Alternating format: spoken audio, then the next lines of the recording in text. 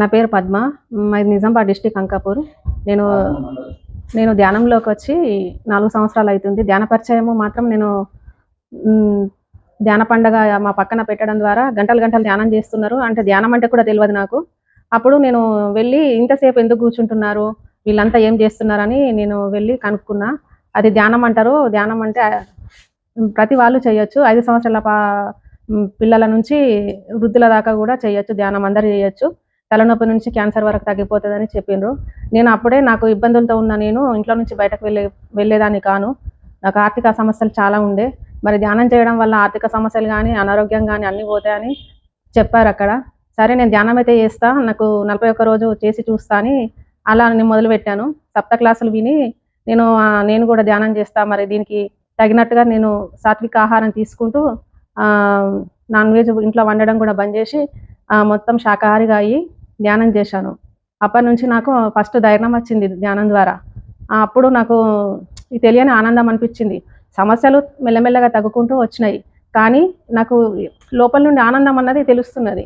సమస్యలు మనిషికి జీవితాంతం ఏదో ఒక రూపంలో చిన్నగానో పెద్దగానో వస్తూ పోతుంటాయి కావచ్చు, కానీ ధ్యానం లేని వాళ్ళకు మాత్రము సమస్య పెద్దగా కనిపిస్తుంది, ధ్యానం ఉన్న వాళ్ళకు ప్రతిదీ చిన్నగా కనిపిస్తుంది అని నాకు అప్పుడు అర్థమైంది.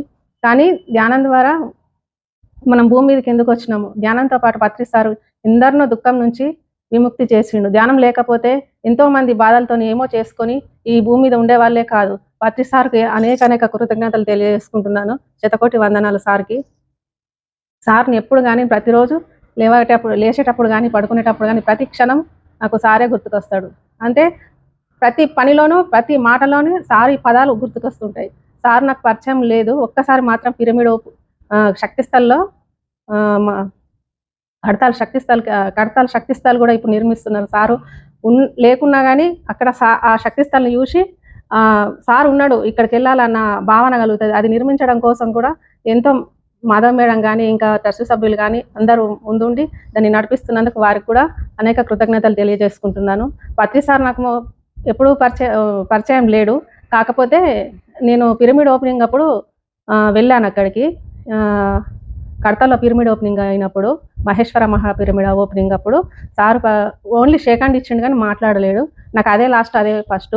కానీ ఆయన చూపులు నా కళ్ళల్లో పెట్టి చూసిండు. నాకు అదే ఆనందం అనిపించింది. ఇంతటి భాగ్యమన్న నాకు దక్కింది.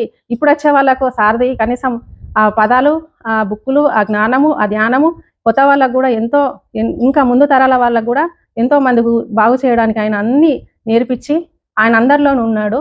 ఆయన లేకున్నా కానీ అందరిలో ఉన్నాడు ఆయన. ఇలాగే నేను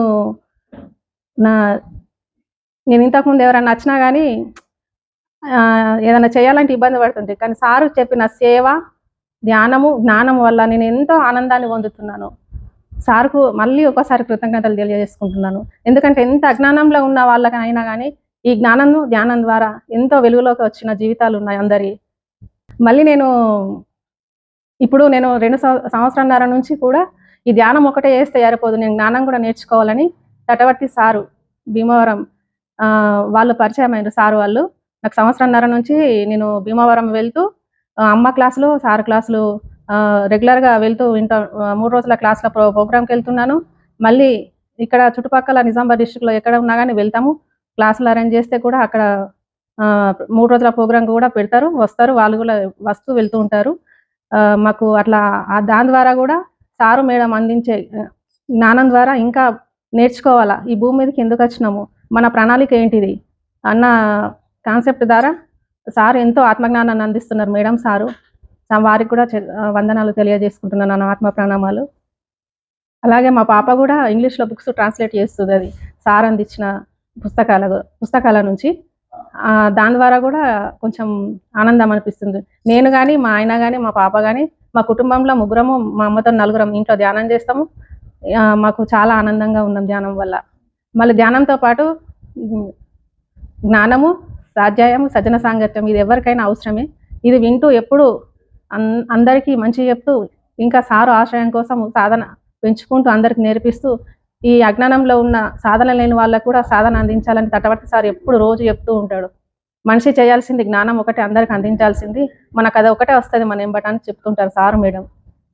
పత్రి సార్‌ను కలవలేదు అనుకున్నందుకు మాకు తటవర్తి సారు, అమ్మ గూడా దొరకడం మా అదృష్టము.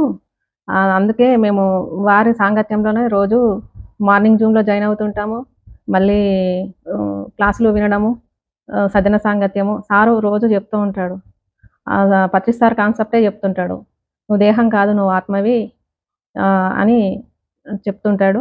ఇట్లా ఆ జూమ్‌లో గూడా 300, 400 మంది రోజు పార్టిసిపెంట్ అయితారు. సారు ఆహ్, సా సారు పత్రి సారు ఆశయమే ఈ తటవర్తి సార్ మేడం గూడా అదే చేస్తూ అందరిని ముందుకు తీసుకెళ్లడం జరుగుతుంది. వారెంతో మందిని జ్ఞానవంతుల్ని చేస్తున్నారు. అందరిని మాస్టర్‌గా చేయాలనేదే వారు లక్ష్యంగా పెట్టుకున్నారు. ఎంతో మందిని మాస్టర్స్‌గా జేసి, అందరిని జ్ఞానవంతులుగా చేసి తీర్చిదిద్దుతున్నారు వారికి. Thank you. Thank you. Thank you. మేడంకు, సార్‌కి.